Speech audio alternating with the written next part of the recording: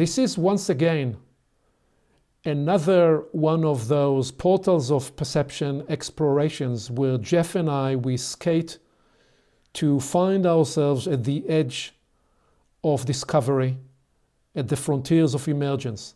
And today we are exploring the range of meaning of agency with a model that Jeff is playing with to try to ground agency in a larger map of meaning.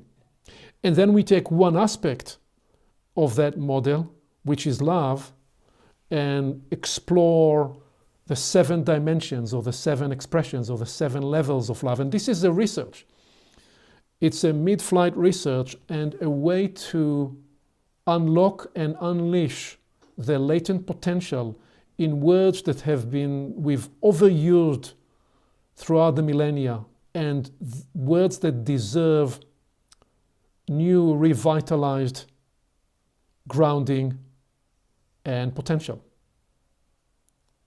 With that, let us begin the discovery. So Jeff, I know you wanted today to share a body of work or a new model that appeared with you that relates to the idea of agency. And perhaps you can frame the inquiry. What was the trigger for the model? And then share a bit what is the nature of it and what is it serving? What problem is it solving, or what need is it addressing? Wonderful. Well, thank you for the invitation to skate to the edge of what I know and probably a bit beyond. Let's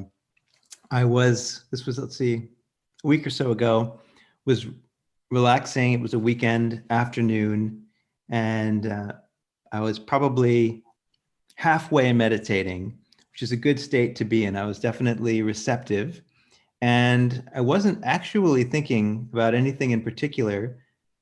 And then I had a flash, which will happen sometimes, of what I knew in that moment to be a model that would be quite important. There are a number of models that I work with, a few that I've developed, and I knew that this would be one of the top models that has come through this vehicle known as Jeff. So what was it, you might ask? Well, I saw in my mind's eye 3 columns. And these columns had to do with agency, how we influence the world, how we make change, how we create. And the first piece that came to me was clarity around the middle, which I saw was flow, we could say. This terrain where we're not pushing, we're not striving. Life is carrying us like if we're in a river, on a canoe, we're flowing. It's characterized by minimal effort expended to get where we're going. And I really appreciate that there are substantial bodies of work around how to get into flow states. And I'm certainly not going to reproduce that, but there is a lot of wisdom around what happens when we go into this kind of mode, and there's wisdom around how to get there. I'm merely interested in this moment in what happens when we're there. And to the right is, well, in my mind's eye, what I saw, ego. And this would be ego as defined as pushing towards an agenda, a desired outcome, trying to control and shape circumstances so that we get to that outcome. And I'm not saying that's bad. I'm not using ego pejoratively. I did, however, have a sense that in the extreme case, which we might call willful ego, there's a certain denial of life, or at the very least, an inattention to how life is moving. So we're not flowing if we're not paying attention to how the river is moving. And indeed, it's possible, even because humans are great at this, to decide, no, I'm going to swim the other way, thank you very much. So that would be the willful version. And I saw that this often leads to more difficulty than we're wanting. And so I would say the right-hand side is probably not what we want to aim for. And I wasn't seeing that flow is necessarily what we want to aim for, though when it happens, it's wonderful. What came to me as more the focus, at least for exploration, is to the left. So the left-hand column didn't initially name itself. There was some sense of clarity of knowing, but very soon after that, it did. There was a sense of a label that was descriptive and accurate, which is loving intention. And that loving intention is foundational. If we're intentional in our decision making and we're paying attention and we're loving, then there is certainly every possibility that we'll move with life and we'll experience flow. We also get to contribute to that flow. And that was the point where the agency really clicked. So there isn't passivity in the sense of just letting the river carry me.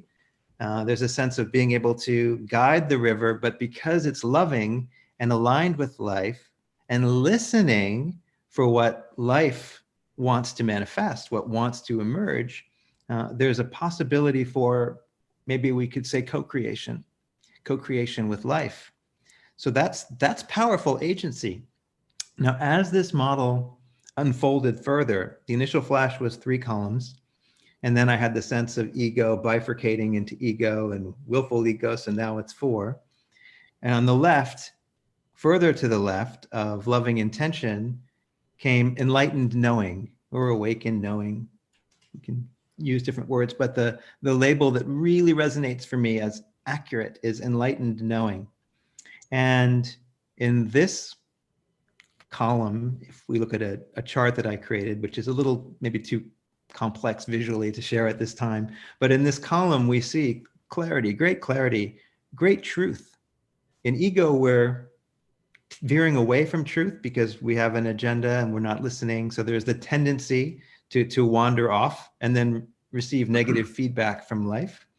In enlightened knowing, there's a real attunement to what's true. Otherwise it wouldn't be enlightened and it wouldn't be knowing, at least not a deep version. So these are choices we can make. I don't want to say we should go left or we should go right, and it's not a political statement either, but it does seem to work better when we're partnering with life, embracing life.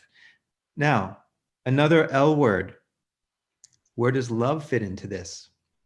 And it was sometime later, a few days later, when I was finally able to place love, and I needed to create an additional column to the left. So to the left of enlightened knowing is this territory of mastery, deep mastery. If you think of enlightened masters who had miraculous capacities of knowing and omnipresence, the ability perhaps to do some quite remarkable things, it's really in this deep ground that love as such has situated itself. So the way this model has emerged, I get flashes, and then I might get a word or a phrase, and then in my natural curiosity, I calibrate where does that word or phrase want to be represented in this model. And love is at the bottom and essentially all the way to the left. Not quite, but about as far left as you can go. And it's right next to source, and it's in this realm of timelessness. So this isn't, there are many versions of love or many definitions and forms of love, but we're really talking about the root, in my estimation. So again, I've skated to the edge of my knowing, and I'm learning and I'm sharing, which seems to contribute to more learning. So love, profound love, is in a sense the anchor, and it's right in this realm also where I'm using the label true power. So love as power. Way over on the right where we have willful ego, there's maybe an illusion of power. We can exert a lot of force, and in the short term, we can achieve certain outcomes at great cost. We're externalizing in a lot of ways, and ultimately we get negative feedback saying that we haven't paid attention and we're not in alignment and it's not sustainable. On the other side, true power, grounded in love, whatever that may be, we can talk about that. And some sense of really being at the source of life, the wellspring. And when we're at the wellspring and we're co-creating with life, we can really direct. It's almost like the butterfly effects or Bucky Fuller's trim tabs.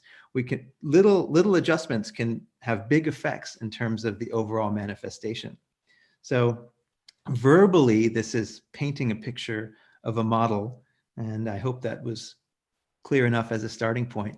Yes, and I'd like us to go deep and further retrace actually the significance and the meaning of the word love. But before we do, just to get the sense again, so flow is in the middle, the middle column, and the reason it's not expanding all the way to the left and not including the, what was it, enlightened knowing? Enlightened knowing, loving intention. And loving intention. The reason flow is not including those spaces is because of what? Is it because the way you calibrate flow and locate flow in this sense is more as a transitory state or a specific enactment at a given point in time when you are called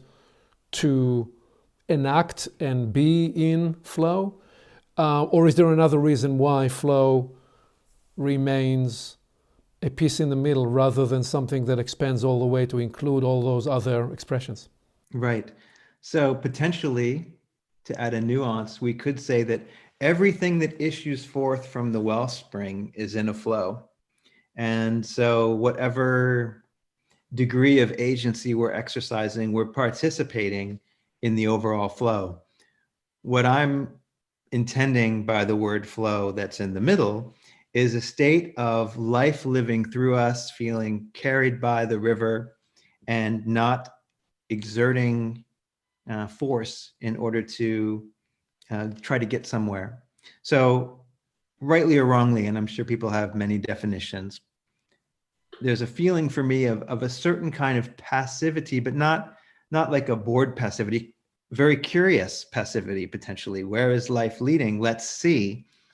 And to the left of flow, there's a sense of through my loving intention and attunement to what I can feel life wants to manifest, now I can participate much more actively in that manifestation.